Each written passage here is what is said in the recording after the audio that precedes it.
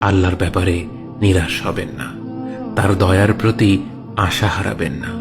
যখন কোনো বান্দার জন্য দুনিয়া সংকীর্ণ হয়ে আসে, বিশেষ করে যখন আপনাকে মানুষ পরিত্যাগ করে, এবং বিশেষ করে এমন কেউ যার উপর আপনি আস্থা রাখতেন কিন্তু সে আপনাকে নিরাশ করেছে, আপনি আল্লাহর পরে তার উপরই আশা রাখতেন অথচ সে আপনাকে লাঞ্ছিত করেছে, সেই সময় জেনে রাখবেন যে আল্লাহ চাচ্ছেন আপনি তার শরণাপন্ন হন। এই পৃথিবীর সবচেয়ে সুখী মানুষ হচ্ছে সে যে আল্লাহর দিকে তার মুখ ফেরায়। এই পৃথিবীর সবচেয়ে সুখী মানুষ সে যে আল্লাহর কাছে তার হৃদয় সমর্পণ করে।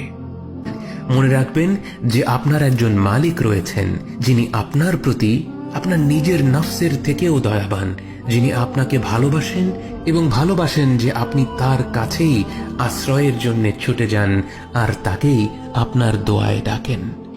জেনে রাখবেন যে একমাত্র আল্লাহর প্রতি দৃঢ় বিশ্বাসী আপনার জীবনের সংকীর্ণতা দূর করে প্রাচুর্য এনে দিতে পারে, অন্ধকার দূর করে আবার আলোকিত করে দিতে পারে। আপনি জেনে রাখবেন যে আল্লাহ আপনার প্রতি আপনার নিজের থেকেও বেশি দয়াবান।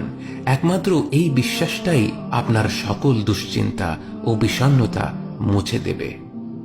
কে আছে এমন যে আল্লাহর দরজায় দাঁড়িয়েছে কিন্তু আল্লাহ তাকে তাড়িয়ে দিয়েছে?